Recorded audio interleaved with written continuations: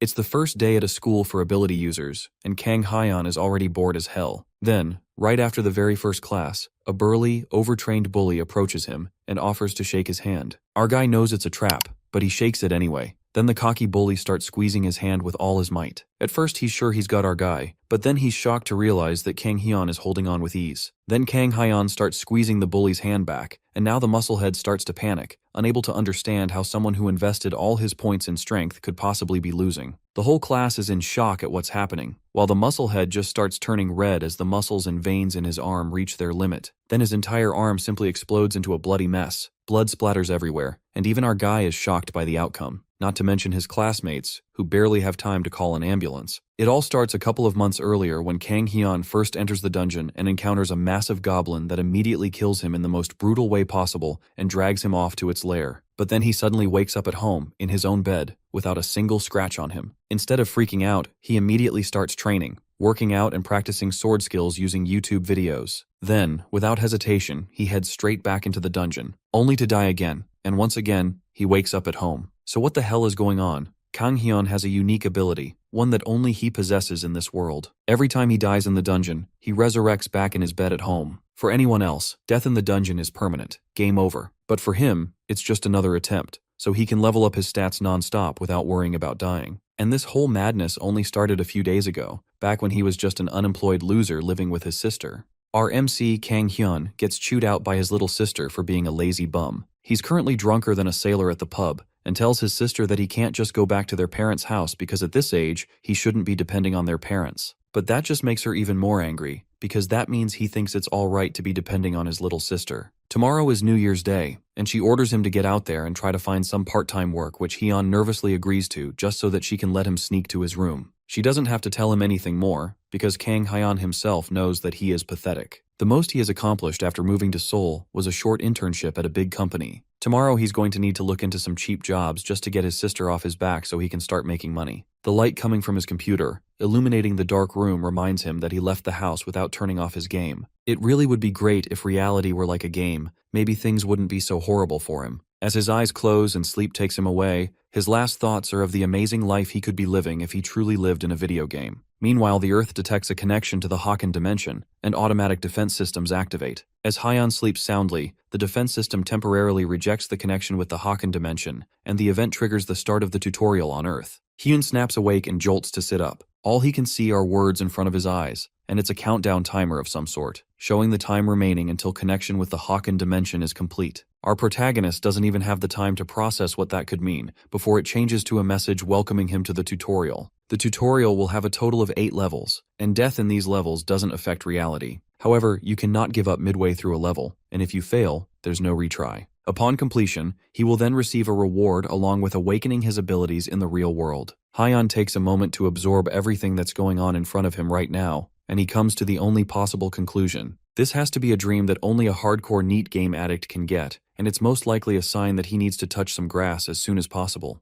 The scene changes as the system takes Hyeon to the first level and wishes for him to have the courage to save the Earth. Then the message changes to give him information about the first level. To pass this level, he'll have to make it to the end of a bridge, and the failure condition is death. That's an odd clear condition since there is no bridge around that he can see, but everything goes from best dream ever to nightmare real quick, as he finds himself on a stone bridge above a sea of lava. He looks around and sees other people who were also been dumped into the challenge, and they all look equally confused and terrified for their lives. Hyeon starts to think he's in one very strange dream. Then a voice calls his name from just beside him. He turns to see his little sister, Ah-hyun, clinging to the wall and staring at him in shock. However, Hyeon's first instinct is to demand to know why she's showing up in his dreams on New Year's Day. That's exactly what she wants to know as well. But beyond that, she wonders if this really is a dream. Just like him, she was suddenly teleported into an empty space and started getting messages asking her to save the Earth. It's way too much for her to take in. But Hyeon cuts into her panicking and tells her not to act like this is her dream, but his sister screams at him since it's not important at the moment. If this really is a dream,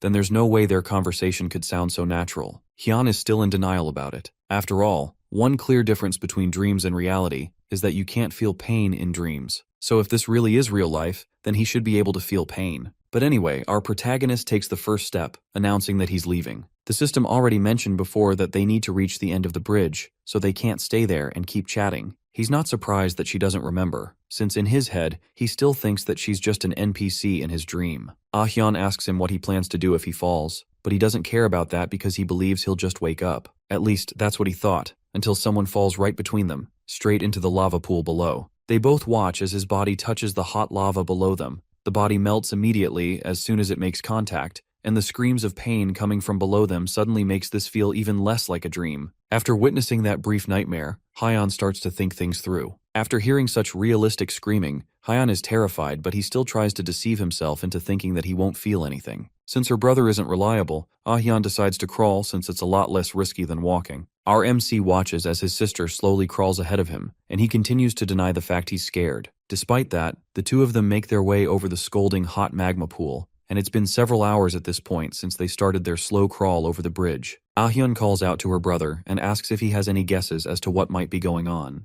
The only thing Hyun can think about is that this has to be an incredibly vivid nightmare. But this whole situation is way too vivid to just be a dream. There's definitely something bigger going on, and Ah-hyun is sure about that. Maybe the system was lying, and if they die here, then they will die in real life too. Hyun breaks out crying as the situation hits him. He was doing such a good job ignoring the facts until now, but she just keeps reminding him. Now he can't go any further because he's scared. Our MC collapses on the floor of the bridge and asks her to just let him rest for a bit. His hands and feet are trembling, so he plans to lay down for a while. And despite all the obvious evidence stating otherwise, he still desperately wants to believe it's a dream. That thought is quickly interrupted as a system window opens up in front of them, informing them that a certain amount of time has passed since the tutorial started, so the difficulty of the challenge has increased. What does that mean for them? It means that Hyun is completely wrong, and just staying in one spot will definitely not make things easier. The area around them starts to shake, and suddenly the platforms behind them start to crumble. All the bridges start collapsing, and the people who were once slowly crawling their way through the challenge now get up and break into a desperate sprint towards the end. Ah-hyun breaks into a sprint to escape, and Hyun quickly pulls himself together. They both run for their lives as the collapsing bridge behind them slowly catches up. As long as they don't trip, they can make it to the end. After an unthinkable amount of sprinting, the end of the bridge is in sight. He looks towards his sister and notices that the bridge directly above her has started to crumble. There's no time for her to move out of the way, and the large rocks are already falling towards her. Hyun doesn't waste a second. He leaps from his bridge and lands on hers, making one last mad dash to save her from her demise and get them both to safety on the other side. A system notification pops up, telling them that they have leveled up and congratulates them on reaching level 1. Because they completed the trial, a temporary awakening has been activated as a reward, which means they will be officially awakened at the end of the tutorial. Hyun collapses to the ground as the adrenaline leaves his body. Meanwhile, Ah-hyun is more focused on reading through the details of the system message. Afterwards, a status window appears before her. It tells her things like her level, her strength, and her agility. The mention of game stats pique Hyun's attention, so he struggles to push himself up to see his own status window. The only thing he's able to see is his unique ability, which is resurrection. But before he can fully see the rest of the window, he jolts up, awake in bed, panting heavily as he returns to the real world. Online, the rest of the world goes into a frenzy as people start to report that they all also had the same dream. Question boards open on online platforms to discuss lucid dreaming,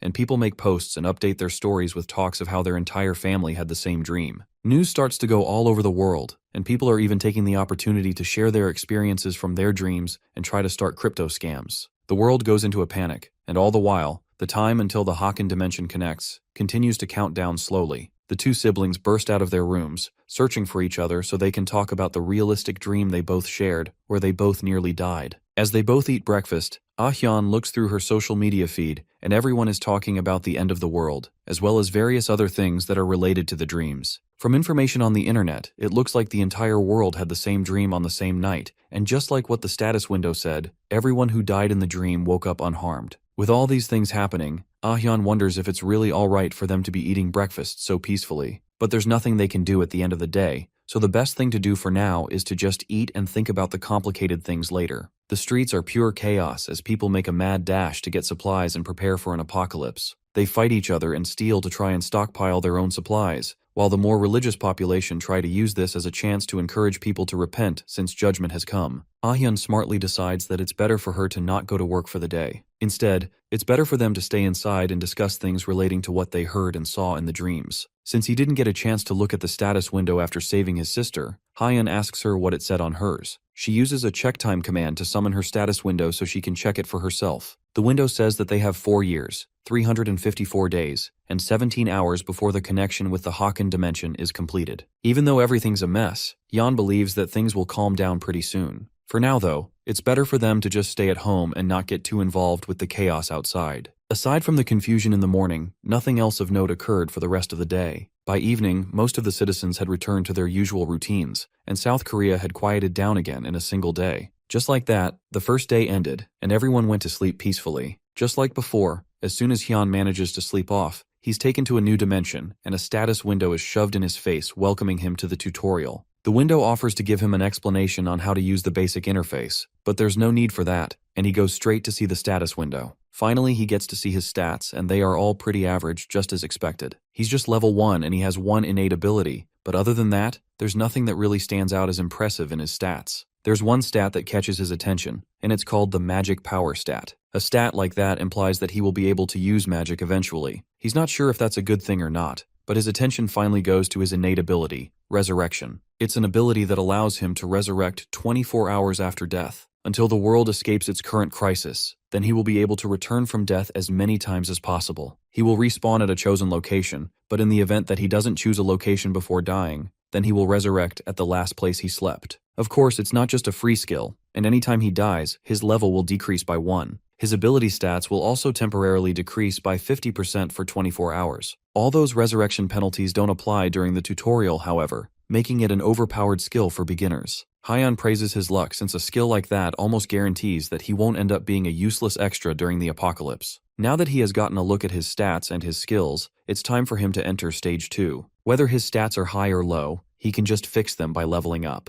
As the amazing resurrection man, he can definitely do anything that he puts his mind to. What he has to put his mind to, however, is what comes next. In a castle surrounded by an eerie atmosphere, a bloody goblin screams out a war cry while holding a stained club. The person he's fighting is none other than our MC, who comes out swinging with a powerful attack, sending the goblin flying backwards in shock. Hyun follows up his initial attack with an overhead swing from his weapon. After a long and tiring struggle against the goblin, Hyun emerges victorious but exhausted. He managed to kill it with his mace by ambushing it, but his whole body has gone numb from the sensation of hitting a living thing. Still, he only beat it because it was a goblin, and if he hadn't ambushed it, then it might have been him laying in a bloody pool on the floor. But the challenge isn't over yet, and a much more terrifying monster appears. It's a goblin soldier, and as soon as it notices its comrade laying dead on the floor, an overwhelming wave of anger fills it as it glares at Hyun. It looks like he miscalculated, and there were actually 2 goblins from the start. But that isn't the scary thing here. The scary thing is that the goblins were supposed to be low-level mobs for beginners, but this goblin is way bigger than the previous one,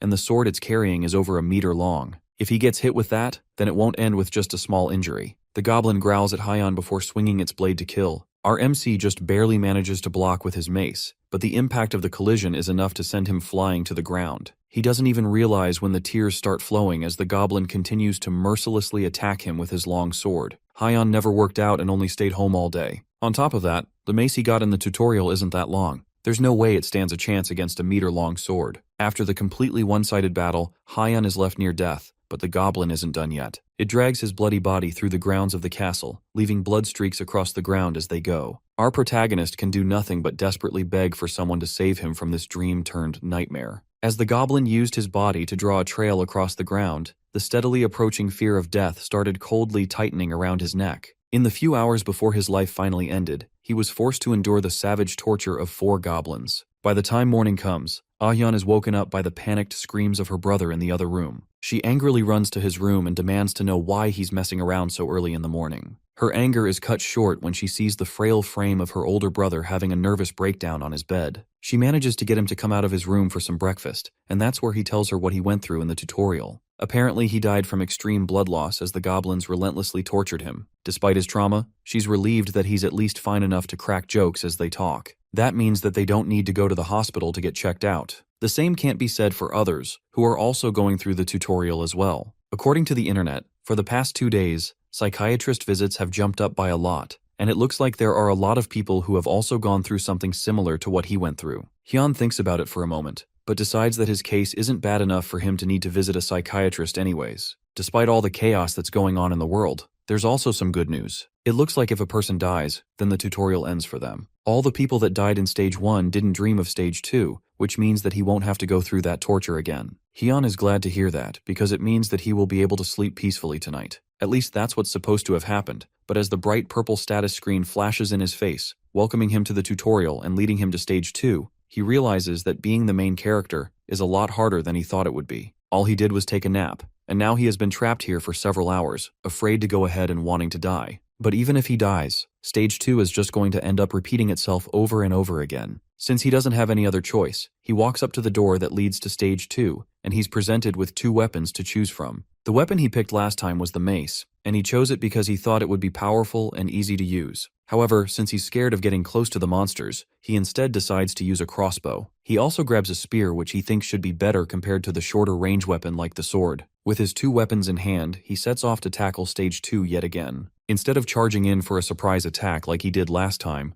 Hyun takes a much sneakier approach and lays down in the shadows to snipe a shot at the goblins before they can see him. He takes aim with the crossbow, and the arrow strikes perfectly in the goblin's head, but the monster takes the hit without a problem. With that, the element of surprise is gone as the goblin looks back towards him with bloodlust in its eyes. Our MC goes in low, holding the spear towards the ground, and manages to dodge under the larger goblin before going in and stabbing the smaller goblin, finishing it off immediately. But unfortunately, he can't pull the spear out of the first goblin's body, and he's left completely defenseless as the second goblin launches its giant body at him. His end is a lot swifter than last time, and he wakes up in bed with a scream. The next night, it's round 3 in the tutorial phase 2, and he's a lot less happy to see the welcome messages from the status screen. Today, he decides to go with the sword and shield instead. Instead of using a weapon that he has at least tried before, he decides to use the sword because he spent the entire day studying sword techniques on YouTube. With the confidence of a keyboard warrior, Hyun charges into the second stage for the 3rd time, and this time, he doesn't even try to use the element of surprise. And just like every keyboard warrior, our MC gets promptly put in his place as the goblins gang up on him and take him out cleanly. This time though, instead of waking up traumatized and scared, it looks like dying multiple times has finally broken him as he laughs creepily while promising to kill them all. Round 4 comes the next night, and Hyun tells the status window to shut up as it wishes him the courage to save the Earth. To start off, he swings a sword to practice for his eventual entrance into the stage. He plans to bring his stats up through hard labor, and surprisingly, his efforts actually allow him to increase his vitality by 1 point. Unfortunately though, that simple point increase required him to train for 8 hours straight. He calls for his status window, and this time, he has an additional skill point which he got after passing stage 1. He was so out of it after stage 1 that he didn't even remember it. He invests the point in strength and charges into the second stage for the 4th time. Now that he has raised his ability points by 2, it's time for him to get his revenge on the goblins. But today isn't the day for that revenge. He was so tired from his 8-hour practice session that he couldn't even take on one of them, and he ended up dying immediately. But our hero prevails again and re-enters for round 5 of stage 2. But instead of going in for a quick death this time, he instead decides to use each round as an opportunity to boost his stats. In round 5, he raises his vitality by 1 point by endlessly swinging his sword around. In round 6, after 10 hours of training, he manages to raise his strength by 1, and through all this hard work, he's able to take out the 2 goblins at the front. But due to his lack of physical abilities and combat skills, it still wasn't enough to face off against the rest of the goblins. In round 7, he goes back to swinging his sword around again and again and again. After several hours of training, he manages to surpass his limits again and raises his vitality by 1 point. As he collapses to the ground, completely out of breath, another system message pops up. Through his endless training, his swordsmanship has increased to the lowest possible rank of F. This new swordsmanship allows him to effectively swing his sword by correcting his posture when swinging as well as helping with distributing his strength. Finally, after all that hard work and effort, it's all finally bearing fruit. Now the time has come to make the goblins pay for everything they have done to him all these days. Now that he has the skills, it's time for him to think of a plan. From his days of being tortured and killed, he managed to find out that there are a total of 5 goblins in stage 2 of the tutorial. 2 are in the castle at the front, and 3 are in the forest at the end. The first 2 are easy to take down. All he has to do is ambush the first and take it out with his crossbow, then finish off the other with his sword. The issue is the 3 goblins in the forest. He can handle 2 of them in the same way as before, but the last goblin is the hardest. After taking out the other 4, the 2 of them are stuck in a fierce final battle of sword versus battle axe. But unlike all the other times that he has been in this exact situation before,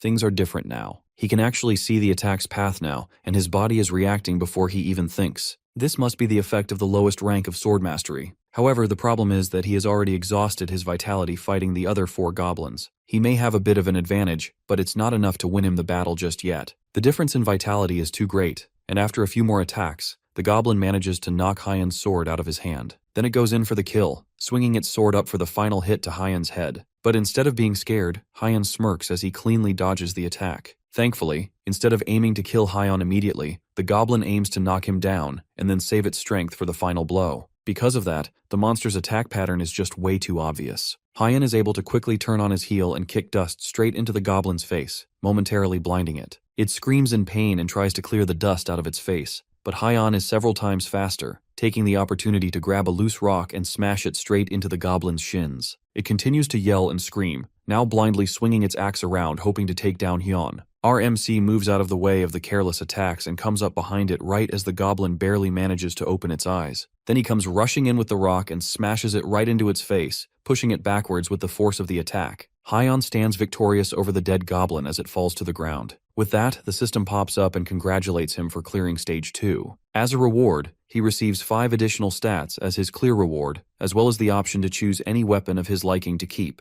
On top of that, he also gets the ability, the lowest rank shield master and the lowest rank crossbow master. This is the kind of power he has been looking for this entire time, and through his efforts, he finally achieved it. For the first time in a long time, he wakes up without screaming his head off, and heads to the living room to cook breakfast for himself and his dear sister. He's feeling great and wants to celebrate clearing Stage 2 by eating a good meal. As he's tasting his cooking, a loud sound rings out throughout the world. His sister comes flying out of her room as he coughs heavily from almost choking on the food. Then a system notification pops up, informing them that the world tutorial has ended, and they can now freely use the system outside the tutorial. On top of that, dungeons have now been activated around the world, meaning that people will now have to fight monsters outside of their dreams. As soon as that notification pops up, a giant alien-looking door pops up right outside their window, and both siblings go to check it out as the people on the street gather together and stare at it in awe. The messages continue, and informs them that only awakened talents may enter dungeons. It's not just in front of their window that these dungeon doors have popped up.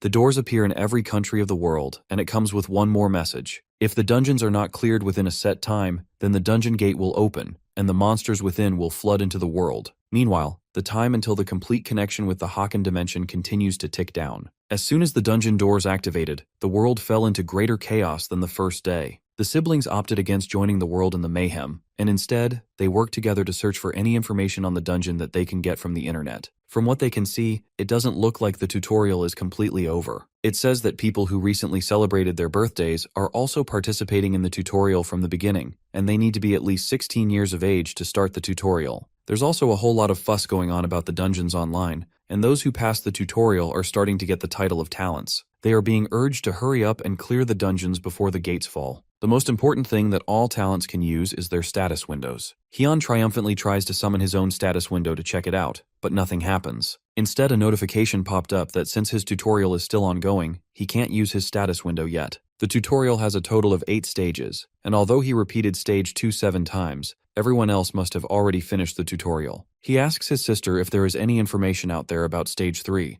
and from what she can gather, it seems like the theme of stage 3 is patience, but that's all she can find. Since only a few people cleared stage 2, there isn't much reliable information, meaning that Hyan will have to work through it himself. Even so, with the efforts that he went through in stage 2, he has gotten a lot stronger, so he won't suffer disgracefully like before. That night, tutorial stage 3 begins for Hyan, and although he isn't suffering, that doesn't mean that he's not being disgraced. Right now, as he tries to maintain his stealth, a monster joyfully pisses on his head, not realizing that our fearless main character is hiding under the bushes that it is relieving itself into. Meanwhile, all Hyan can think of is how much he wants to kill this thing. Let's go back a bit to when Hyan entered into the 3rd stage in the first place. The clear condition for this stage is to defeat the Gorka chief. To help him in his mission, the system provides him with a ghillie suit. It looks like this mission is all about infiltration and assassination. Just as before, he calls for his status window, and happily sees that his level has been increased to level 4. His stats have also increased, and he has gained many new abilities to add to his roster. One of the new abilities is the lowest rank shield master, which is an F-tier skill that allows him to use his shield more effectively, and the lowest rank crossbow mastery, which allows him to operate a crossbow more efficiently and also increases his ability to shoot with precision. He then decides to allocate his additional skill points to strength and vitality, and he also puts 2 points into agility. Now that he has taken stock of everything from his skills to his abilities, the next thing for him to do is to examine his inventory. There's nothing in it except the shabby longsword that he picked up from the second stage. With inventory management done, it's time to get this mission over with. This mission is similar to what a legendary American Marine sniper called Carlos Hathcock went through during the Second World War. He crawled for 1.5 kilometers to assassinate a general without being seen or heard. He's a figure that Hyun respects the most, especially after what he has gone through in this mission. Since his dream started, he has crawled for about 10 hours before finally reaching what should be the Gorkhas' village. Out in front, there are 2 guards on watch duty, and he's probably going to have to force his way through them. His pants are soaked in his own piss, and not only is the grass itchy, but there are all kinds of bugs in his clothes. That's not the worst of his problems, though, and he looks above him to see one of the monsters staring down at the patch of grass that he's hiding in. At first, Hyun thinks that he has been discovered, but instead of being dragged out of the grass by the strong hand of the monster, a disgustingly warm and smelly liquid pours on his head as he puts his face down in shame. Hyun finally snaps and summons the sword from his inventory and slams it right into the monster's midsection, killing it immediately. The commotion is enough to draw the attention of other monsters in the village, and they all run towards him to see what's going on. In a matter of seconds, he's completely surrounded by the monsters, but unlike the other times, Hyun isn't scared of them. Since he's already screwed, this is the best time for him to use a line that he has always wanted to say. He screams into the air as the monsters dash towards him, daring them to come and attack him with all they've got. Blood from both the monsters and Hyun soars into the air as he laughs manically. With that, Hyun wastes no time going in for Stage 3, Round 2. And this time, thanks to his mental breakdown in the first round, he has acquired a new ability called Raging Lion's Roar. The ability reduces the morale and stats of nearby enemies, and removes all current debuffs that are ranked D rank and below. This time, he rushes in blindly, throwing the ghillie suit away as he pulls out his sword. After crawling in the first for 10 hours, Hyun realized something. The Gorkha warriors leave during the day to hunt, and they only return when the sun goes down.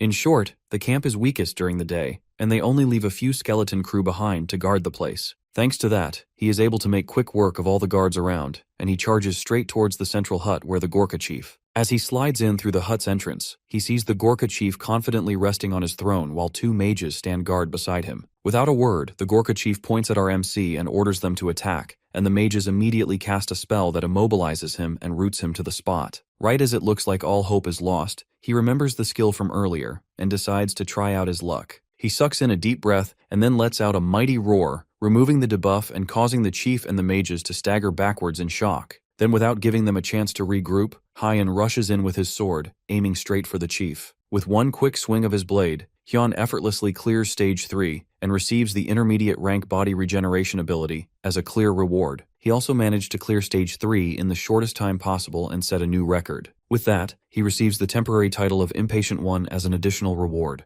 The Impatient One title is given to the naughty boy who quickly passed Tutorial Stage 3, which is supposed to test patience and tenacity. When his record is updated, his title will change to the next one available. As a boost, Hyun also gets a +1 boost to all his stats. Somehow Hyun broke through Stage 3 in one day, and considering that it took him a week to get through Stage 2, this is definitely a huge achievement. Thinking about his rapid growth allows him to reach a single conclusion. He starts to believe that he is actually insanely talented. At this rate, he might even break through Stage 4 in just a few minutes. A month has passed since he had that thought, and a new day rises in South Korea over Ah Hyun's apartment. She watches the news while making breakfast for her and her brother. It's been 25 days since the specially formed squad of awakeners were sent to clear dungeons. As the news calmly plays in the background, a desperate scream that Ah Hyun has gotten used to hearing every morning fills the apartment. She leaves her cooking to go and scold her brother. At this point, the neighbors will file a complaint if he keeps waking up like that. As she goes to find out what happened this time, her brother steps out of his room and triumphantly tells her that he cleared it by just going out and messing everyone up.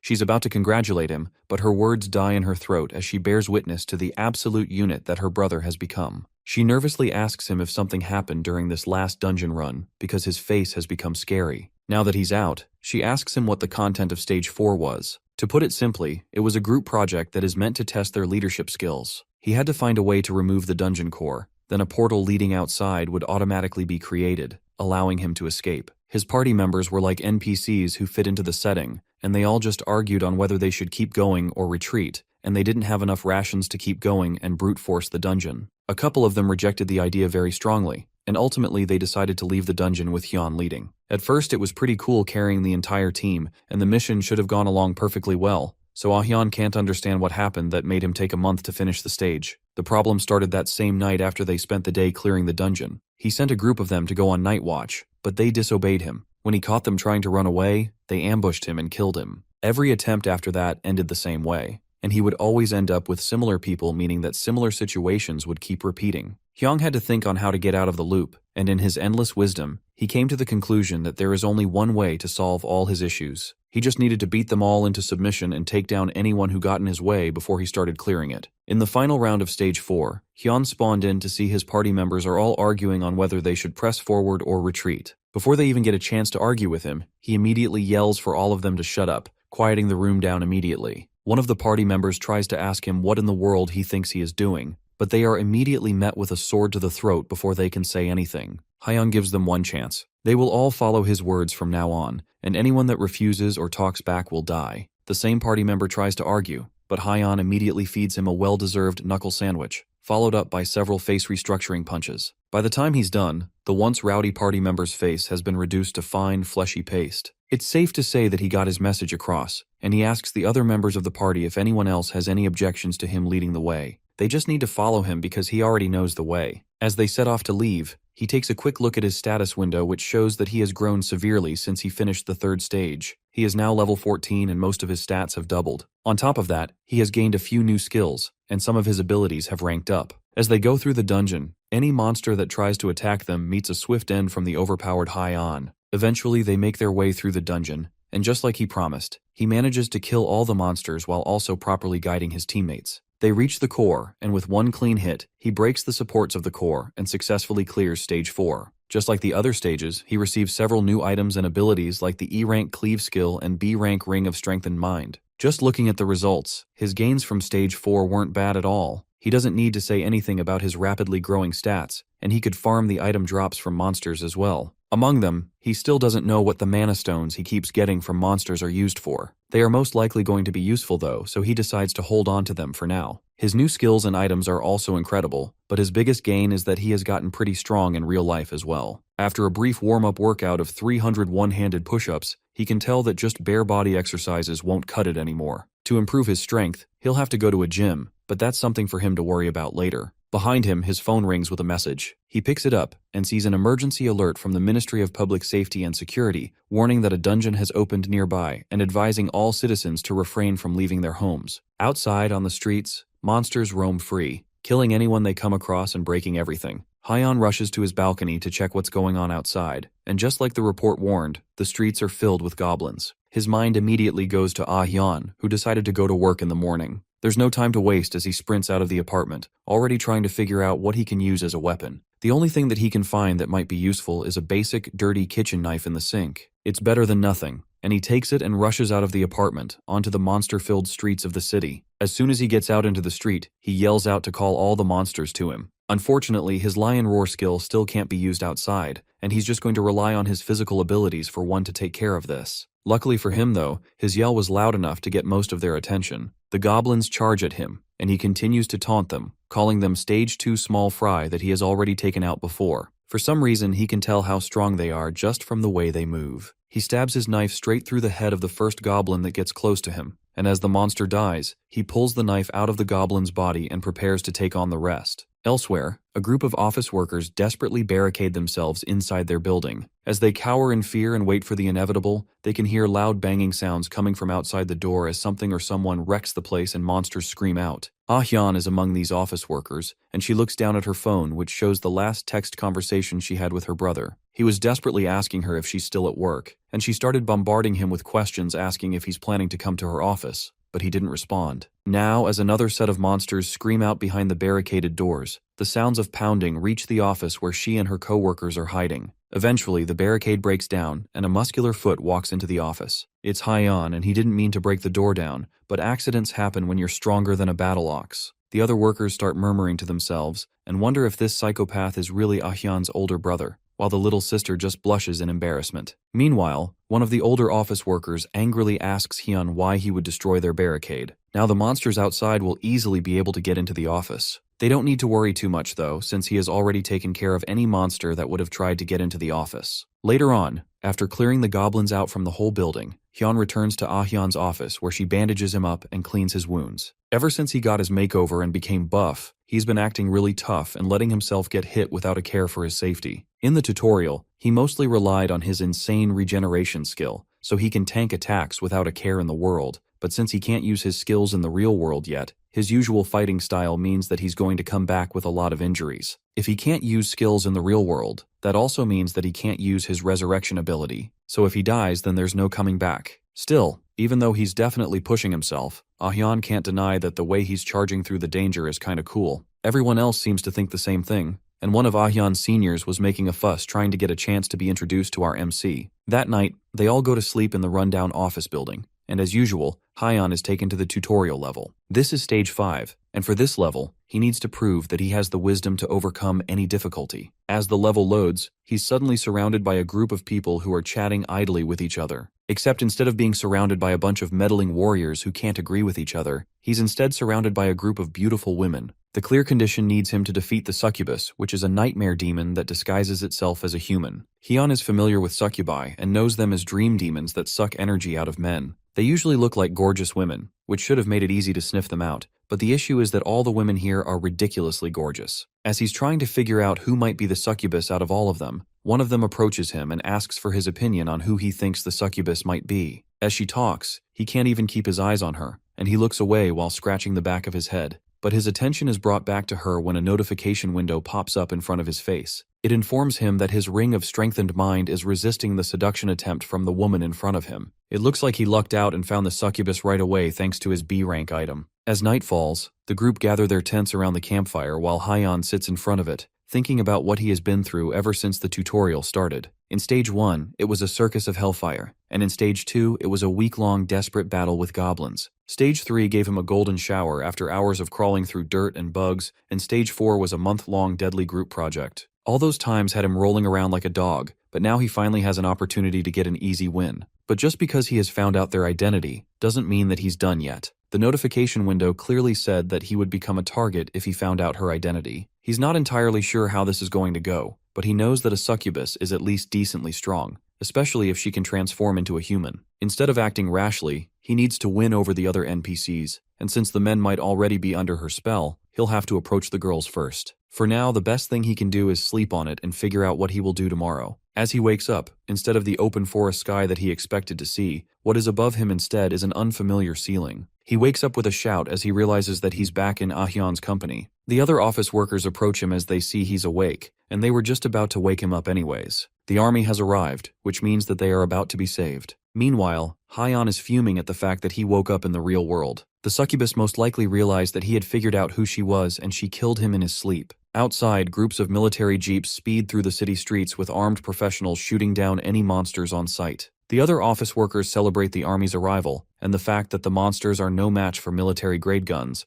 but our MC remains silent as he watches them down on the street. He feels a shiver run down his spine as the soldiers battle through the hordes of monsters. Our black-haired MC isn't sure what it is down there, but he can tell that it's something dangerous. Meanwhile, the soldiers are starting to struggle with the unending wave of monsters. No matter how many goblins they shoot, 2 more pop out of nowhere to replace them. Usually it's the talents that are meant to take care of the monsters, but for some reason, they are the ones that are stuck with the heavy lifting. The soldiers notice one of the monsters walking calmly towards a soldier while being sprayed with bullets. With one clean swing, it chops off a soldier's head as the gun continues to idly fire. All the soldiers turn their attention towards the new, large monster threat, start raining down bullets on it, but the more they fire, the more they start to realize that their bullets have no effect beyond just making the monster angrier. It starts to charge towards them, and the lieutenant orders the driver to step on the gas and get them out of there. But it's already too late, and the monster leaps off the ground, heading straight towards the soldiers who can only stare in disbelief as the monster comes smashing down on them.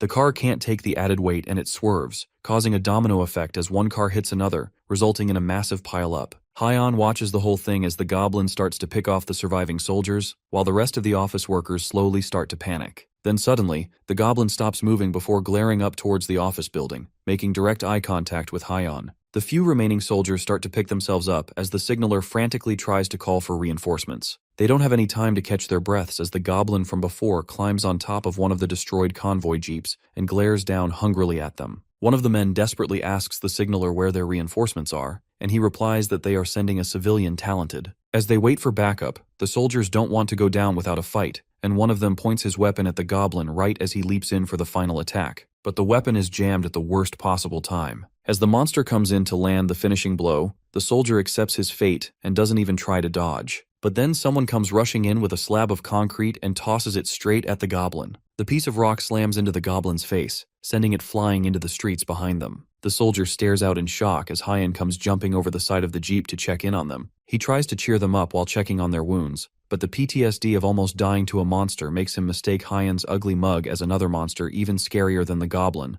and he instinctively points his weapon up at opmc. Hyan puts his hands in the air in defense, yelling that he's a human and telling the man to put the gun down. The soldier hesitantly puts his gun down and wonders if Hyan is the reinforcement that they were supposed to send. The soldier thanks Hyan for his help, but our MC tells him to calm down since he's not here due to any sense of justice or anything like that. He just happened to be in the right place at the right time. The main reason Hyan came down to help is because of the time their eyes met earlier. The goblin noticed him, which means that it definitely would have come to Ahyeon's company after the army gets defeated. It'd be better to deal with it here rather than fight with baggage around him. He starts stepping over the railing of the truck bed, while also instructing the soldiers to hold their fire. If they recklessly shoot bullets out while Hyan is fighting the monster, then there's a chance that they might end up putting holes in him too. He also asks them if they have any tear gas on them. Luckily for him, they do, and Hyan asks them to use the tear gas on the monster, much to the shock of the soldier. If they use the tear gas on them, then Hyan is definitely going to be affected as well. The soldier tries to advise him to at least take a gas mask with him, but Hyan has already started moving towards the goblin. He tells them to use it and not ask any questions since he doesn't have time to explain. The soldier reluctantly follows Hyan's orders as he starts charging towards the monster, while also instructing the rest of his platoon members to put on gas masks and stay alert. The field is ready and Hyan is set to have his revenge. After everything that happened with the goblins in the second stage, he has a pretty serious grudge with them, so he's not about to let a chance of getting revenge pass him by like this. Meanwhile, the soldier tosses the tear gas right between them just as Hyan instructed, and it explodes in a cloud of smoke. The goblin immediately cries out in pain as the gas starts to have an effect, and even Hyan can't help but cough as the toxic gas starts to spread.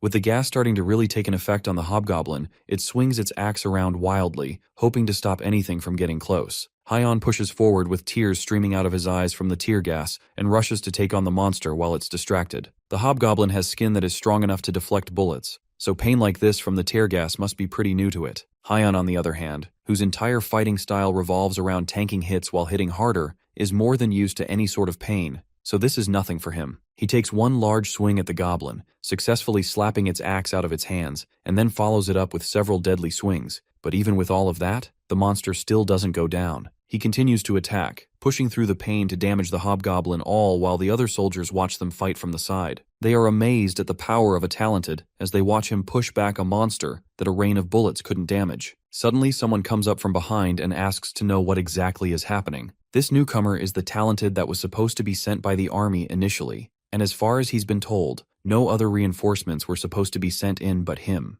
Meanwhile, Hyan is starting to get tired and his weapon is starting to fail. When he came into this fight, he expected the monster to be tough, but even after several minutes of relentless attacks, our MC hasn't managed to inflict a single injury on it. At this point, he'll just end up getting exhausted. He needs to try and find its weak point before the monster manages to regain its composure. Suddenly, the blonde newcomer from earlier comes rushing past Hyan and slashes at the monster with his dual blades. Despite the impressive display of power and speed, the blonde talented didn't feel anything cut during that attack. It was like swinging at a rock. He calls out to Hyan and tells him that no matter how strong this hobgoblin is, it's only the boss mob of an F-rank dungeon. Since its defenses are abnormally high, it must have a separate weakness. The term F-rank dungeon is new to Hyan, and it means that this newcomer must know a few useful things. He doesn't know who this guy is, but he takes account of his words as they both rush at the monster to continue their attacks. From what the newcomer has seen, he can tell that the monster doesn't have great stamina, which means that it must be exhausted by now. Hyan can tell that as well, but what's the point of exhausting it if they still can't land any solid hits on it? Even Hyan's sword is almost at its breaking point from how long he's been bashing at this rock-hard skin. Hyan realizes that what he needs is a better weapon, and his eyes are immediately drawn to the axe that he hit out of the monster's hand earlier. Our MC manages to grab the axe and rushes back to take out the monster head-on. As he runs, he realizes that the monster's weak point is probably its eyes, but it knows that and is protecting them. That means that he has to look for somewhere else to attack that's just as vulnerable. At first, he considers striking behind the joints where the skin will be weaker, but that might not be enough. He doesn't have a lot of time to think, so he just goes in for an attack in the first place that comes to mind. Blood pools out on the street as the monster's skin is penetrated for the first time. Unfortunately for it, that isn't the only thing that has been penetrated. Both the monster and the blonde talented stop their fighting instinctively as they realize what Hyon has just done. Even though they are opponents fighting against each other, even Hyon is polite enough to apologize after delivering the classic 1,000 years of pain with a rusted battle axe. At that moment, as the fight momentarily paused, Hyon felt a terrible sensation move up the halberd into his hand. As the monster struggled to process the pain and embarrassment of what just happened, a truly brilliant philosophical question filled our MC's mind. Is the behind a weak point? He wasn't sure, but he knew it wouldn't be such a critical weakness that it would be able to kill the thing in one strike. So he made a decision instantly, and his body moved automatically to carry out the gruesome act. With a quick motion, he pulled the monster into the air like a flag, and then all at once, he turned around and slammed it, back first, into the ground. Before it can pick itself up, Hyon follows his attack up by rushing at the monster, correctly predicting that the inside of its mouth definitely won't be as tough as the rest of its body. The poor beast is already out cold from being defiled, and it doesn't even try to defend itself as the tip of the halberd comes crashing down into its mouth, killing it instantly. The blonde watching the whole thing can tell from a glance that our MC is strong, but the bigger question is where a person like him came from. Since he has never seen our MC before, he can only assume that Hyon must be an independent fighter. As he pulls out the halberd from the dead monster, a shiny golden item pops out from its mouth. Hyon tries to identify it, but the system immediately pops up and tells him that he cannot find out information about the item since the tutorial is still in progress. He doesn't know what it's for, but he decides to take it for now. The blonde talented approaches Hyon from behind, but our greedy MC thinks that the guy just wants to share his hard-earned drops. He decides to run instead of sharing his drops, and before the blonde man can even ask a question, he gives a flimsy excuse about being busy and runs away, leaving the halberd behind. In an instant, our MC is gone just as mysteriously as he came, and as the blonde man takes off his mask, he's left wondering just who in the world that guy was. A few hours after defeating the hobgoblin, the situation in the city seems to have finally wrapped itself up by around sunset. Hyon and his sister walk through the ruined streets which looked like the set of a disaster film, and only after the sun had fully set did they finally return home. Or at least what is left of their home anyways. Hyon dryly asks her brother if he remembered to close the door behind him on his way out to play hero. She doesn't need an answer from him anyways, and their wrecked living room is all the answer she needs. She sighs in disbelief and tells him that they should clean up before they eat, and Hyon doesn't object to that. Later that same evening, after cleaning the house, the two of them sit down to a nice dinner while Hyon checks the news on her phone. Something catches her eye, and she quickly turns the screen to show her older brother. It looks like someone recorded the fight from the street and the office. The comments have somewhat positive feedback, and Hyon cracks the creepiest smile possible as the attention hits him. His sister can barely take another bite of her food after seeing his face. She starts to talk about how horrible his face looks, and he can't even talk back to her because even the comments are mocking his villainous-looking face. Hyon has no choice but to accept that his face truly does look as bad as she has been telling him. Later that night, it's time for them to head to bed, and before his sister can go to her room, he calls her back and asks her to turn off the light and close the door for him. She initially argues, but eventually gives in only because he worked really hard. But in exchange, she warns him not to shout tomorrow when he wakes up in the morning. With that, she wishes him good luck and turns off the light for him. His thoughts go back to the strong man that he fought with earlier that day as he slowly falls asleep. The succubus from yesterday was really pretty, and although she killed him, he's a little excited to see her again. But as he opens his eyes, instead of a beautiful group of women, he sees a monster staring curiously up at him. He doesn't waste any time and punches it right in the face, knocking it out immediately. A notification pops up in front of him with a different clear condition than the last time he entered this stage. The tip for this one is that the cave goblins have dim sight but excellent hearing, so he needs to find a way to divert their attention. It's terrible timing that the system is only telling him about their great hearing now after he screamed and punched a goblin in the face. Within seconds, he's already surrounded by several goblins who were probably drawn to the commotion. Although that's a valid question to have at a time like this, the better question that Hyon wants answered is why the tutorial changed again to this goblin-slaying quest. The next morning, Hyon screams as he wakes up and his sister screams back for him to shut up. Elsewhere, in a deserted office building, a man gets punched in the face and flies back onto the floor. The man asks, through bloody lips and a broken jaw, how a normal person can be stronger than a talented,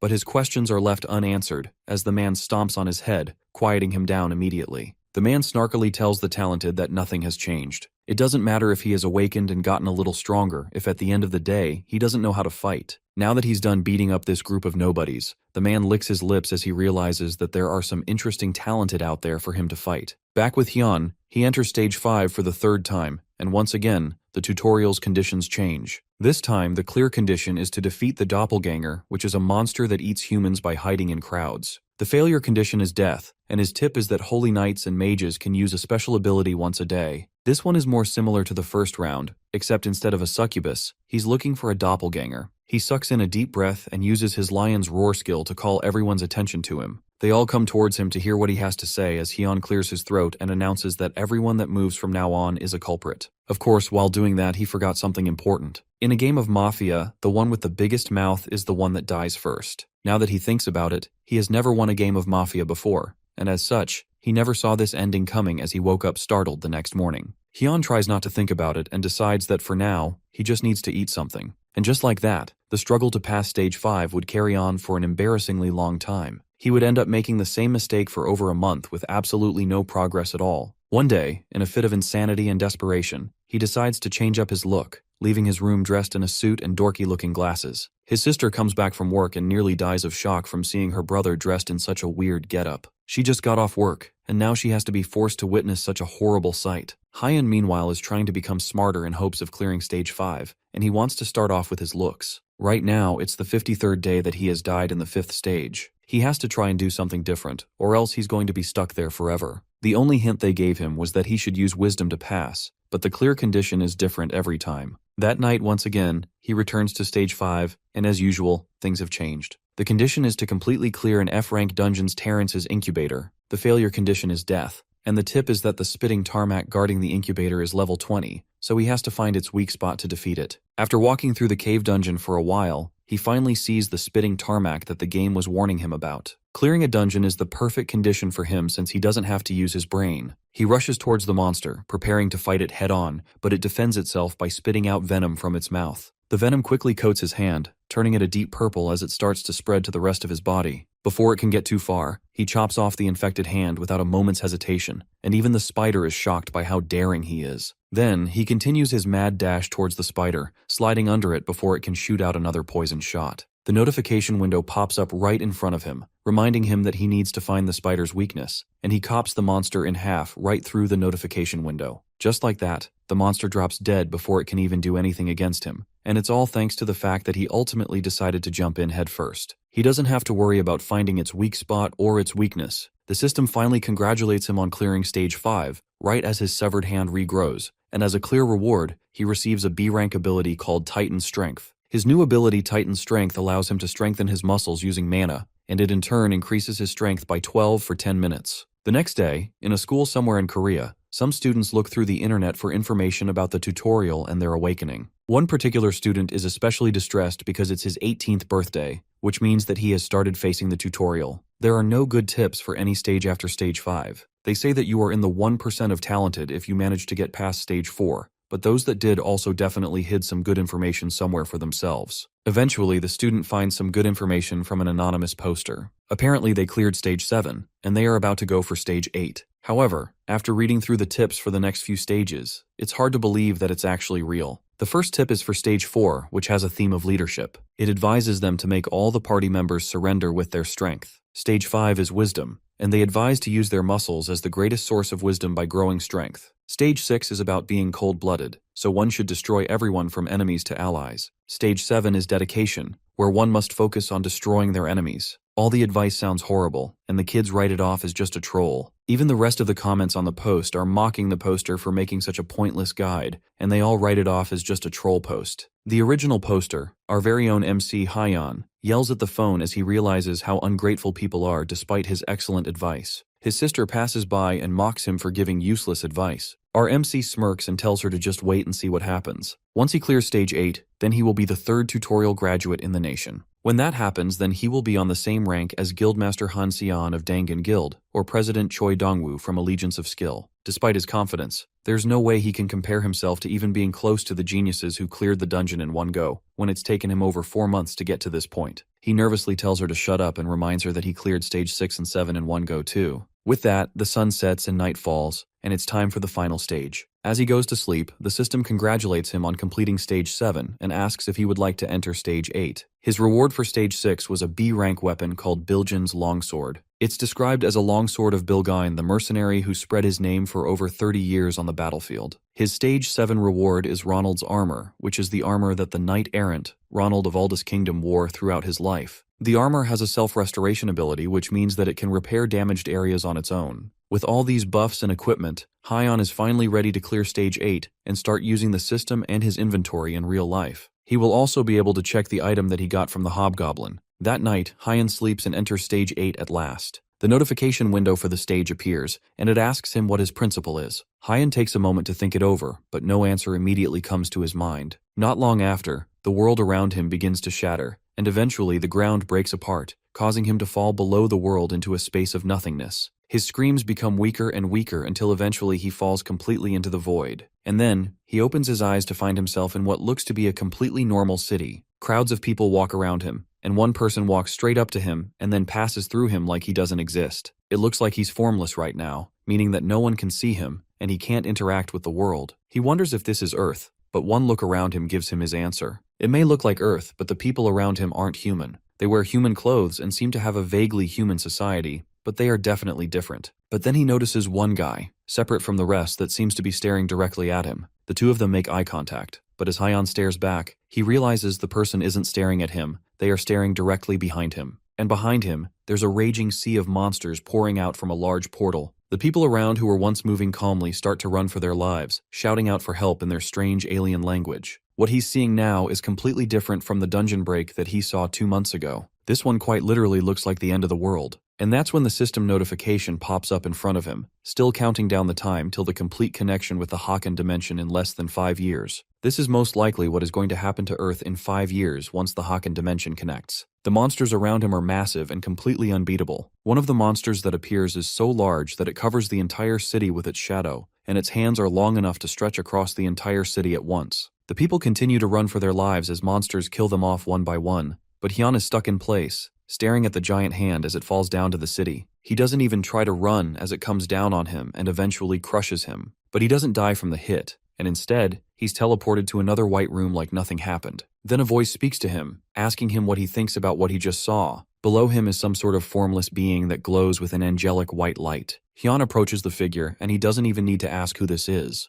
This person is clearly God. The figure denies that title and explains it's a sort of dimensional administrator, and the one in charge of maintaining balance between each dimension. The 8th stage is a personal interview with this administrator, where Hyon is allowed to ask any questions he may have. This is also a good time for the administrator to ask him things as well. The first thing on Hyon's mind is the vision that he just saw. He asks if that is what is going to happen in 5 years when the Haken dimension connects. The figure replies that what happens to Earth in 5 years all depends on what everyone does from here on. Our MC doesn't understand why the fate of the Earth is being left up in the air like that, and he asks the dimensional being why it doesn't just stop this whole thing from happening. The reason is because it's an administrator, not a guardian, and because of that, their job is just to maintain balance. Giving humanity access to status messages and tutorials are the best form of assistance he can provide. Hyon is lost for words, so the administrator asks its own questions. It asks for the reason Hyon has lived their entire life and what principles they follow. The administrator has been observing humans recently since the events of the tutorial started, and they really sparked its interest. All forms of intelligence are fascinating to the administrator, but humans are even more fascinating in comparison.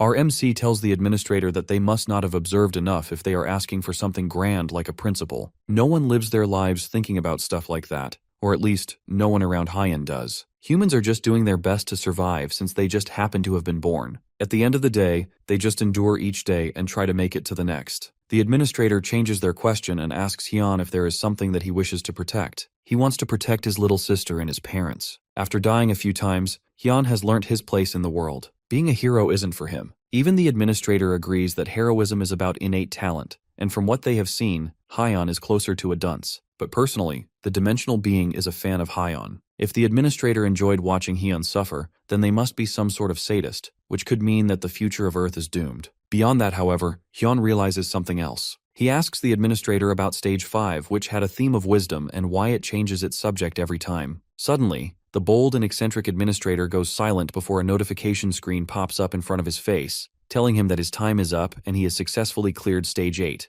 Hyon barely has any time to understand what's going on as the administrator continues to talk, telling him that the tutorial is just a tutorial and there will be many more ordeals from now on. Meanwhile, our protagonist starts to realize that his intuition was right, and the administrator really was the one that was messing with his stage 5 run. He tries to run at the dimensional being, but it's already too late, as he's being teleported out of the realm. But before he leaves, the administrator tells him that whether he wishes it or not, Hyun has it in him to become the hero that saves Earth. And with that, as he is teleported back to the real world, the administrator congratulates him on beating the tutorial. That makes him the 62nd person in the whole world that has graduated from the tutorial, and it gives him the prestigious title of tutorial graduate. Hyun continues to scream at the administrator right until he opens his eyes again in the real world. Except, instead of screaming out loud like he normally does, there's something stuck in his mouth. He spits it out and almost barfs as he sees one of his old socks. Hyun knew that he would start yelling first thing in the morning, so she stuffed his mouth to shut him up this time. The fact that he woke up screaming most likely means that he failed again,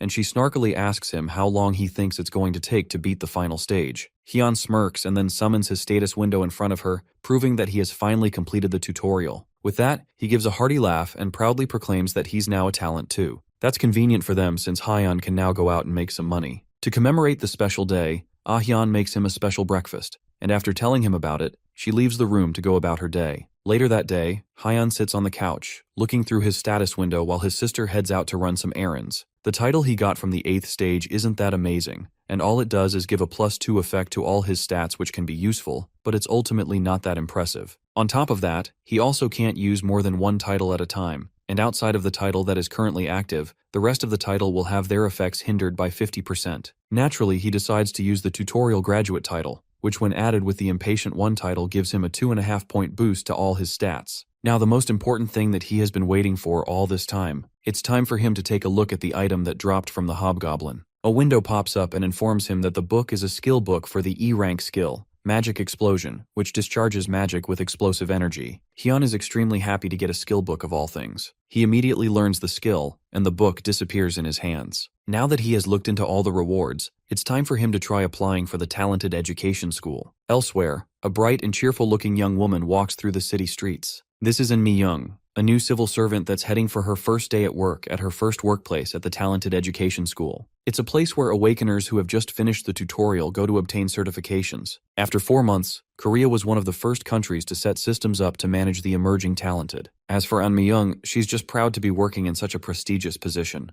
Even though the talented coming to register are just newcomers, they are also the future heroes of the world. Watching their development is definitely a worthwhile endeavor. At least that's what she thought just a few hours ago, but now she's face to face with one of these future heroes, and she's terrified. Tears stream down her face and she struggles to speak to the thuggish-looking figure that is our beloved main character. She nervously asks him to show his ID, because the picture on the ID that he gave her doesn't look like the current Hyun at all. He tilts his head and asks her what the issue is with his ID, but every single move he makes looks menacing and hostile, and it causes her to shrink back in fear. Hyun just watches her, confused as she starts to break down in tears and asks him why he is doing this to her. Our MC waves his hand, trying to get her to calm down and stop being so scared around him, but the damage has already been done. People behind him start whispering about him intimidating her, and some even start taking videos of the incident. Hyun still tries to assure her that he isn't doing anything to her, but she has already curled up into a ball and isn't listening to him anymore. Then someone else joins the commotion and asks to know what the issue is. This new person is instructor Kim Lee-hyun, and Mi Young cries out to him for help once she sees him. Lee-hyun comes over because he could see that the line is being held up for some reason, and he wants to make sure that nothing is happening that is holding up the line. As he gets to the front desk, he and Hyun make eye contact, and immediately, a wave of recognition washes over both of them. They don't immediately recognize each other though, and Lee-hyun goes to check out Hyun's documents. The first thing that stands out is that Hyun looks a lot different from the picture on his ID, and our MC hurries to explain that he looks different because of a skill that changes his appearance. He even suggests that they take a fingerprint or DNA test, but Lee-hyun is more interested in the fact that Hyun claims to have completed the tutorial up to stage 5. Hyun is trying to act weaker than he actually is by hiding his strength, so he wrote down his level and accomplishments to be lower than they actually are. The only problem is that he also claims to be level 12, which is much too high for someone that has only cleared up to stage 5 in the tutorial. The only explanation is that Hyun has been illegally raiding dungeons before coming for official registration. The interview seems to still be going on as Lee-hyun takes him away from the crowd to talk quietly in another corner. From what Lee-hyun remembers in the tutorial, talents usually get their skills at stage 3, an accessory at stage 4, and after stage 5, they get another skill as a reward. He wants Hyun to show everything that he got from those stages right in front of him. Hyun thinks that this might be unnecessarily thorough, but he doesn't argue and does as asked. First, he shows off the body regeneration ability he got from stage 3 by biting off a huge chunk of flesh from his arm. The wound heals up immediately, proving the effectiveness of the skill. Then he shows the mind-strengthening ring he got in stage 4, and finally, it's time for him to show off his 5th skill. He wrote Titan's Strength as manly strength and wrote it as his unique ability instead of his resurrection skill, so he will have to show a different skill instead. He picks his Lion's Roar skill to show and explains that it's a skill that lets him scream and terrify his enemies. Lee Hyun gives him the go-ahead to use the skill, and Hyun prepares himself. Meanwhile, in the crowd, a blonde man with piercings looks bored as he stands in line. He notices Hyun taking a deep breath and notices that our MC looks familiar. Then he immediately recognizes him from the Goblin Slayer video that was circling around the internet some time ago. Realizing that Hyun is most likely preparing to use a sound-based skill, the blonde man covers his ears to protect himself. Not long after he does that, Hyun uses his Lion's Roar skill, causing everyone in the room to instinctively flinch and cover their ears to protect themselves. Just like he said, everyone in the room is filled with a sense of dread as they struggle to find the source of the sound. Even Lee Hyun has to cover his ears due to how loud and overwhelming the sound is. After letting out his voice for a while, Hyun coughs for a bit before calming down. The instructor stares at him in shock as Hyun asks him if everything is all right now. Lee Hyun nervously confirms that what he has done is sufficient. With that, he approves the papers and tells Hyun to proceed to the first floor of the building for the next steps. Meanwhile, the blonde man from earlier lets out a creepy smile as he realizes that he has found exactly who he was looking for. Hyun is taken to a class elsewhere where he is surrounded by other talents that are set to start their own classes to get certified. Just like before, he sticks out like a sore thumb, but for all the wrong reasons. People say that he shouted at a woman and made her faint. Hyun, who can hear all their annoying whispers, starts to realize that he screwed up. Meanwhile, that creepy guy from earlier continues to watch him from the back row. Eventually, the instructors enter the classroom, led by instructor Kim Lee Hyun. The blonde instructor introduces himself to the class as the one in charge of the Seongnam branch of the Talented Education School. The curriculum for the school is for 10 days, and during that time, they will be doing theory training in the morning and practice in the afternoon. It's only been half a year since the world changed, and even now, new information keeps coming out about dungeons and the monsters within them. Because of that, tactics and strategies of how to deal with dungeons are also still being developed. So in other words, the things that they are going to be learning aren't the absolute correct answer. With that, the classes start in earnest, and the students begin their lessons. Time passes by uneventfully, and the first period ends, giving them a little bit of time to take a quick 10-minute break. By this point, Hyun is bored out of his mind, and he's going to have to endure these grueling classes for the next 10 days. As he's trying to prepare himself for the mental slug of the next class, one of the other students comes over and introduces himself as Gwaksu-il. He reaches out a hand for a handshake, and Hyun is at first hesitant to take the musclehead's hand, but he does it anyway. As soon as he gets Hyun in his grip, Gwaksu-il lets out a devious smirk as he tightens his grip around Hyun's hand. Ever since he made a fuss during the registration period, Gwaksu-il hasn't liked our MC. Now it's time to put him in his place, except Hyun is barely even reacting despite Gwaksu-il gripping his hand with all his strength. Under his breath, Hyun activates his skill, Titan's Strength, and his muscles immediately strengthen with magic. Gwaksu-il can barely believe that he's losing to someone at a test of strength. He put all of his stats into his strength, and now he's getting beaten by some nobody who has been doing nothing but causing trouble. He continues to squeeze his arm as tightly as he can, trying his very best to intimidate Hyun.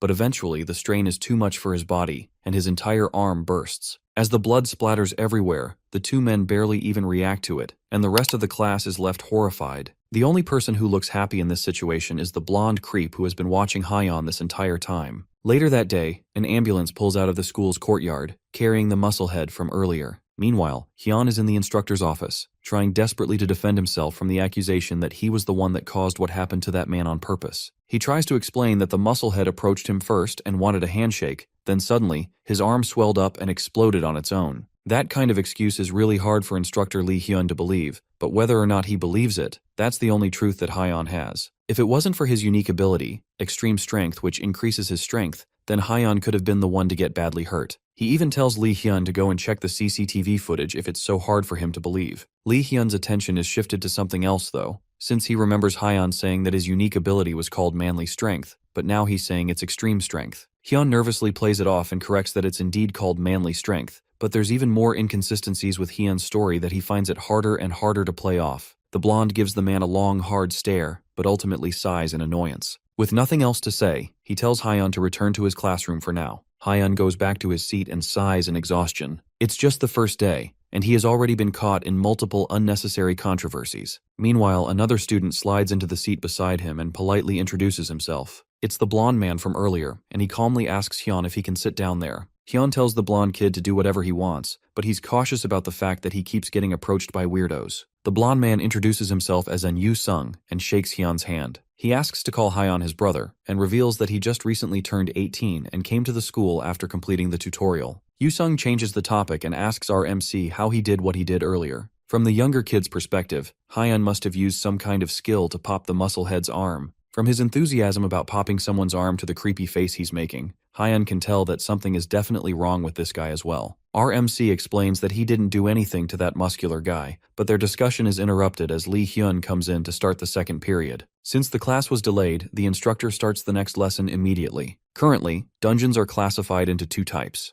There are ordinary dungeons and irregular dungeons. Ordinary dungeons are the ones that appear the most, and they are normally created around the world. They break after 4 weeks, so it's easy to keep track of them and monitor them. As all the people in the class should know from experience, a dungeon break is when monsters inside a dungeon start pouring out of it. Then there are irregular dungeons which have an unpredictable break time. They could break either earlier or later than the usual 4 weeks, so they need to be treated with caution. To stop a dungeon break, there are two main ways of doing so. One way is to destroy its central core, also known as the main core, which will clear the dungeon. Another way is to get rid of its normal core periodically, which won't clear the dungeon, but only delay its breaking. However, talents that go into dungeons also need to be cautious about the order that they attack the core. Lee Hyun's lecture is interrupted by a loud groan from the back of the class. Yet another musclehead loudly asks if he needs to know all this useless information just to kill a few monsters. He didn't come to this school just to listen to long and boring lectures. Hyun is annoyed by the number of muscleheads that seem to be in this classroom. Just like the guy from earlier, this guy also looks like he's going to cause problems. Our ever-brilliant MC doesn't realize that he too is a musclehead, but let's leave him be. One of the instructors steps up to try and calm down the rowdy student, but Lee Hyun holds him back calmly with his hand. He tells the student to come down to the front of the class, and the older-looking musclehead laughs at the provocation from the shorter man. He steps up to the front of the class, ready for a fight, and Lee Hyun pulls out his phone to start a timer. He tells the student that for 1 minute, he will only evade and block the musclehead's attacks. But if one attack even so much as grazes Lee Hyun even a little, then the musclehead graduates immediately.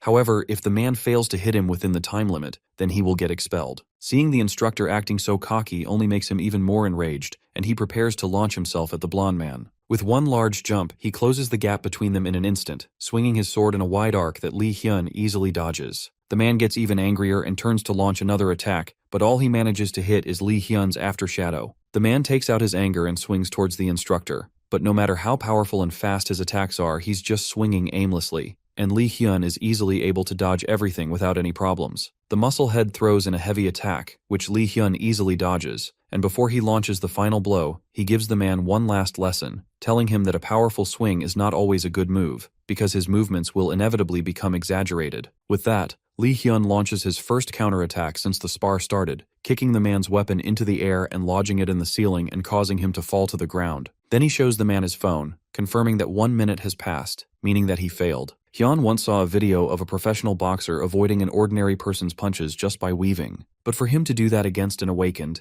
it just proves that there's a massive gap like that, even among fellow awakened. The agility and reaction speed he showed were so impressive that even Hyun, who has raised his stats quite a bit, would struggle. But that only makes him want to square up against the blonde instructor even more, and he's not the only person that feels that way. The curriculum for the Talented Education School is theory class in the morning and practice in the afternoon. For the day's practice class, the students will be training their weapon skills. Lee Hyun tells them to come one by one and receive their training weapons. First, they will be given the opportunity to train in their own way, and then an assistant will come and correct them. Before they step up to start the training, he explains to them that due to a lack of manpower, they are unable to do one-on-one coaching. Hyun picks up one of the training blades, and he's immediately disappointed. The blade is rather dull, and just training by themselves sounds boring. Yu-sung comes up behind him and asks if he feels like having a short spar, but as if reading their minds, Lee Hyun tells them that fighting is prohibited until day 6. He watches the other students training, and although he didn't expect much, everyone's average level is lower than he expected. He doesn't need to practice, but at the very least, he can do a little as a workout. He takes the sword and does some basic sword moves, moving around fluidly the way he would have done in the tutorial. Lee Hyun watches as our MC moves his sword with precision, but doesn't say anything. One of the instructors comes over and tells Hyun not to move like that. He gives some advice about the sword angle and his stance, and tells him that he seems to be showing off, but the way he's moving is useless in real combat. Hyun has no idea what this guy is yapping about, and he wants to fight, but it's better to let it slide.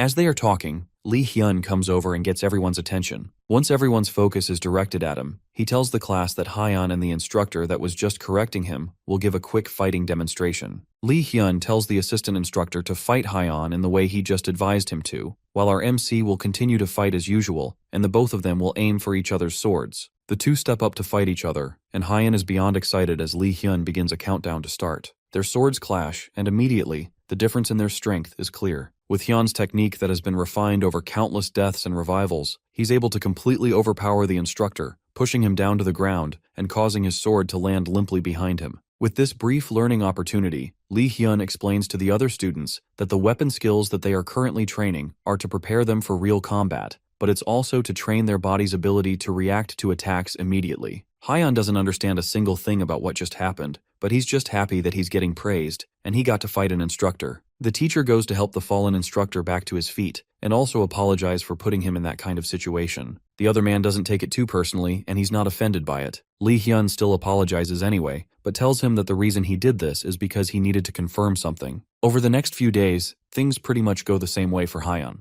To keep track of things and not lose his sanity, he starts keeping a training diary. On the first day, he writes about the events with the buff guy that destroyed his arm, and has his introduction to the weirdo Yu Sung. The second day wasn't too different from the previous day, and in the morning, they learnt about tactics while also practicing with more weapons. Yu Sung specifically seemed to enjoy the weapons training a lot, but it would probably be best to avoid that guy for now. The days pass by, completely uneventfully, and Hyun is bored out of his mind. He's so desperate for something exciting to happen that by day 6, he tells Yu Sung to go and cause some trouble. But unexpectedly, the blonde teen refuses. Hyun already warned him to stay out of trouble and quietly graduate, but at this point, Hyun is so bored that he just wants anything to happen as long as it doesn't cause problems for him. The older man can say some truly awful things without blinking an eye, but Yu Sung assures him that he doesn't have to worry about being bored for much longer. Today is the 6th day of the school curriculum, meaning that they will have sparring practice for the first time in the afternoon. On the afternoon of the 6th day, the time for sparring practice had finally come. Students who had spent almost a week practicing and attending lectures are now tasked with fighting against each other. When Kang Hyun's turn comes up,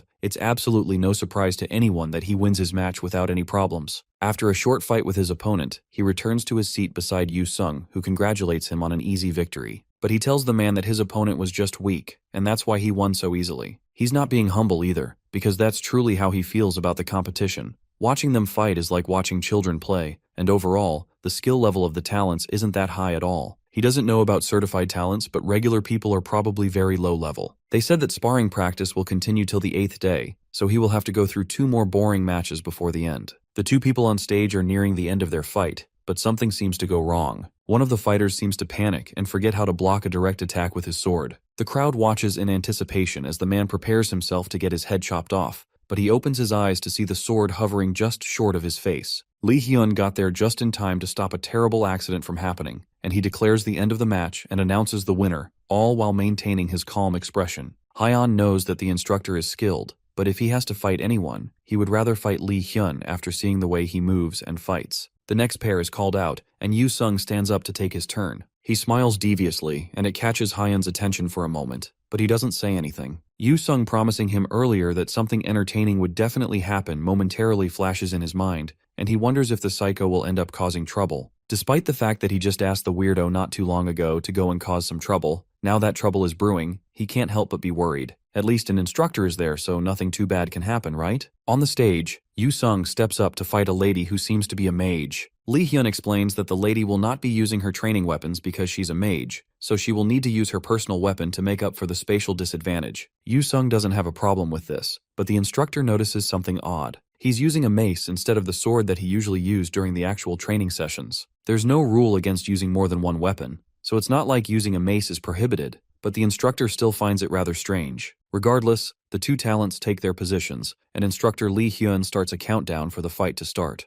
At the count of 3, the mage wastes no time in firing some long-range spells at Yu Sung. The psycho easily uses his mace to bash through the crystal projectiles without breaking a sweat, and he smiles cockily while enjoying the thrill of the battle. Meanwhile, Hyun is thoroughly impressed because this is the first time he has seen someone actually using magic in the real world. That means people could also learn magic depending on how they clear the tutorial. He hasn't seen this mage throughout the time he has spent in the school, which means that they were most likely being trained separately. The woman starts to get anxious and charges up a powerful spell towards Yu Sung, who still hasn't moved an inch since this entire fight started. The crystal goes flying at her opponent, who takes a moment to glance at Lee Hyun. Then he winds the mace like a baseball bat and smashes it into the large crystal. But this time, instead of shattering it, he uses the mace to redirect the magic blast and change its direction. It goes flying straight towards the instructor, who has to take a moment to dodge it. But in that brief moment of distraction, Yu Sung is able to make a mad dash towards the girl and clobber her with his mace before she can make any attempts to stop him. Blood goes flying everywhere, and both the instructors and the audience freeze in shock as Yu Sung stands with a fist held high after winning his battle. The only thing that Hyun can think of right now is that this guy is definitely a lot crazier than he originally thought. The instructors move quickly once the initial shock wears off, and they rush over to assist the girl who hasn't moved since being attacked. One of the instructors calls 911 and informs them that there is someone with an open head fracture that needs immediate medical assistance. While all this chaos is happening, Yu Sung watches them try to revive the girl with a sadistic smile on his face. Lee Hyun immediately confronts the blood-soaked psycho and points his sword straight at the student's throat, demanding to know what in the world that little scene was. The blonde plays dumb, and the instructor has no choice but to call a forced break for the class, all except Yu Sung, who he orders to follow him. Hyun watches them leave and stares specifically at the instructor's dagger. That's definitely the same dagger that the blonde talent used when they fought together to take on the hobgoblin. Despite the incident, the sparring practice continued as normal for the remaining 2 days, and Yu Sung wasn't expelled and continued to participate in training, but it seemed like his fights are given special interest because multiple instructors stand guard to keep an eye on him. Although he mostly ended up winning through forfeits more than anything else. They even have a healer on standby to make sure that anyone injured can get immediate medical assistance. Thanks to all of their precautions, the 8th day passed uneventfully, but Hyun noticed Lee Hyun looking particularly anxious for the rest of the day. Later that night, he heads over to Lee Hyun's office with an offer to have a match with real swords. The instructor, who is already stressed enough and stomped with work, calmly tells his student that not only is he not supposed to barge into an instructor's office unannounced like this, but this period of time is particularly exhausting for him to deal with. Hyun doesn't understand why he's so tired, and asks the man if he isn't tired of playing this childish game. He can tell that the man is really itching for a fight, and just reading and filling out paperwork isn't his thing. On top of that, Hyun reminds Lee Hyun that the two of them have already met each other before, a fact that he is very sure the instructor should remember. That's enough to convince him to follow Hyun back to the training stage. Lee Hyun had some suspicions, but it's confirmed now that he has heard it from Hyun himself that they fought together during the dungeon break incident. It's a bit late considering how much time has passed, but the instructor thanks our MC for helping to prevent additional casualties. But beyond that, Hyun claimed that he stopped at stage 5, yet the sword that he's holding is a reward for clearing stage 6. Hyun lies and says that he found the sword on the ground, but even Lee Hyun comments that that is a pretty lazy excuse. That's fine by him though, since it's clear that our MC has no intention of answering honestly no matter how much he's asked. Lee Hyun pulls out his dual daggers from his inventory and prepares for a harsh battle. Without wasting a second, he moves so fast that he seems to disappear, and immediately appears behind Hyun. Just before his attack lands, Hyun turns and blocks the hit with his sword before the attack can land. The teacher thought that Hyun was all strength, but it turns out that he's quick on his feet too. Despite his large size, Hyun made sure to assign his stats evenly so that he wouldn't just be good at only one thing. He tells the instructor that there is no need to hold back since he has a healing skill, and Lee Hyun happily takes him up on that offer. In a second he flies off again, coming down for multiple consecutive super speed attacks which Hyun skillfully manages to block and parry. Lee Hyun, who is going at near full strength at this point, can't believe that Hyun is actually managing to withstand all this. Hyun, on the other hand, is slowly going mad with bloodlust. His healing skill is just as good as he suggested, so Lee Hyun decides to go a little bit rougher. He readjusts his sword and rushes over to Hyun at a different angle. This attack is completely unavoidable, and should be just good enough to create an opening. Except, this is exactly what Hyun was looking for. He brings up an arm and takes the dagger head on. It seems like it's stuck between his bones, keeping it firmly lodged in place. With nowhere to run, Hyun pulls Lee Hyun closer and smashes his large head into the instructor's face, knocking him backwards and immediately beating him. Later on, after treating the heavy hit to his head with a cold ice pack, Lee Hyun and our MC sit down to enjoy a drink together and talk about the fight. They both acknowledge each other's strength, but Hyun decides to be honest and call this match a draw. They were not supposed to use skills during the spar, but Hyun ended up using his. Since that's the case, Lee Hyun decides that they should call it a win for him, and Hyun tries to argue that passive skills can't be helped. Once they are done drinking, Lee Hyun gets up and thanks Hyun for allowing him to distress with this sparring session. Now he can head in and get a good night's sleep with less worries to think about. They are definitely going to need the rest too, since the next day is set to be a practice dungeon raid. Meanwhile, a cloaked figure approaches the doors of the dungeon that they are meant to take the next day. He looks around to make sure that no one is watching him before quietly using an invisibility skill. The doors of the dungeon slowly open as an invisible figure steps in and closes it behind him. And the night goes on, with no one aware of what has been set up in the dungeon. The next day, the students gather in front of the dungeon that will be used as the training area by the talented education school. The dungeon is an F-rank dungeon known as Keika's Forest, and the monsters that spawn there are known as Keika. They are stronger than the average F-rank monsters, but even so, the place was specifically chosen as the training dungeon for their class for 2 reasons. The first is because it's a field-type dungeon, which means that there is no danger of traps or anything other than monsters. Secondly, it's because Keikas don't live in flocks, which means that they can lure the monsters out and fight them one at a time. The rest of the details for the mission will be explained in detail once they enter the dungeon, so the instructors open the doors for them to enter. This will be the first dungeon that Hyun has entered in reality. In the tutorial, he would always start inside a dungeon, so he has never gone through a door like this before. Walking through the doors fills him with a sensation of passing some sort of dimensional boundary, and then once he opens his eyes, the scenery has completely changed. Inside the dungeon, the instructors will first lure in the Keika to provide an example, and then they will split into groups of 5 to hunt down Keika on their own. Lee Hyun gives the other instructors a signal to begin the hunt, while he continues giving explanations of how to monitor and track down Keika. Outwardly, Keika resemble ostriches, and they are known for their nimble legs and solid beaks. They are even capable of crushing metal plates with just their stomping power. As they walk through the forest with Lee Hyun still giving them explanations on how to take care of these monsters, they all suddenly receive a system notification informing them that the main core of the dungeon has been destroyed, and the portal leading to the outside has opened. As a result of this, the dungeon will soon collapse, and they are to leave the dungeon immediately. The sky around them starts to break apart like glass, and it looks like the dungeon really is about to collapse. Lee Hyun calmly tells the students not to panic, and to calmly leave through the portal one step at a time. They have to leave before the dungeon completely collapses, but they have plenty of time, so they can afford to move in an orderly fashion. The students safely leave the dungeon and immediately begin to question what in the world happened and why the dungeon is suddenly starting to collapse. Lee Hyun does a quick head count and is able to tell that everyone got out safely. That doesn't answer the question of who cleared the dungeon. There's more pressing concerns though as the dungeon starts to break and run wild right in front of them. As soon as Lee Hyun sees this, his orders for the instructors to go and get support, while telling the trainees to step as far away from the dungeon as they can. Lee Hyun calls for Hyun to come and help out at the front line. The reason the dungeon broke is because of how dungeon laws work. If the main core of the dungeon is broken without defeating the boss monster, then the dungeon collapses,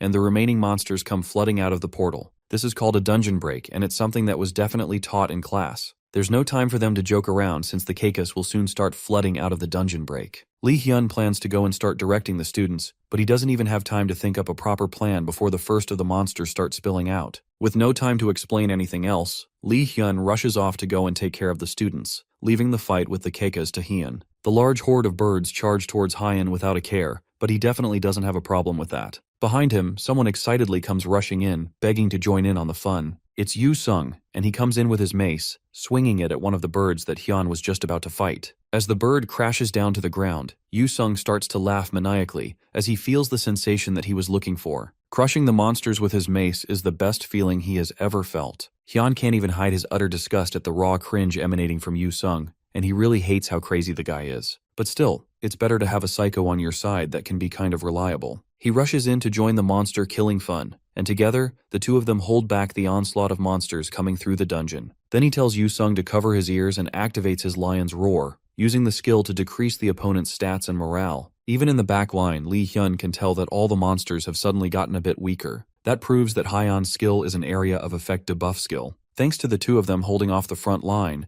and the skilled instructors fighting in the back, they might actually be able to clean up this mess a lot easier than they expected. The only problem is the largest monster that is still yet to make its appearance. Back at the front line, Hyun uses his mana explosion skill for the first time. He punches a bird in the face with the skill, and although it manages to one-shot the monster, it leaves his hand completely wrecked. This kind of skill is only usable because it's him, but there's no one else who can handle this kind of skill. Yu Sung eagerly asks Hyun what kind of skill that was, and our MC coolly refuses to reveal where he learnt it from. As they are chatting, another monster finally makes its appearance, and this one is bigger and much more terrifying than the rest. It's the mutant Keika, and it's clearly the boss monster of this dungeon. Lee Hyun can't believe that the boss monster arrived so quickly, especially since his support hasn't arrived yet. Even though Hyun has faced boss monsters before, the pressure caused by one of this size is an entirely different problem. Despite his panic though, a completely different emotion is going through the two brothers of chaos as they argue with each other on who gets the chance to take on this monster. After the dungeon break event subsides, Lee Hyun goes to give a report to his superior. The next day is the completion ceremony, and his boss asks about the accident that happened during the day's training. Lee Hyun reports to her that someone broke into the practice dungeon and intentionally caused a dungeon break. From the information they've gathered, it's most likely to be an extension of the dungeon terrorism that has been going on for over a month. The woman sighs in understanding and asks if there are any students that stood out during the fight. Lee Hyun immediately reports on two that were exceptionally useful in holding back the monsters. They are even the ones that defeated the Keika mutant boss. One has exceptional physical strength and his power, speed, and reflexes are at the level of a monster. Above all,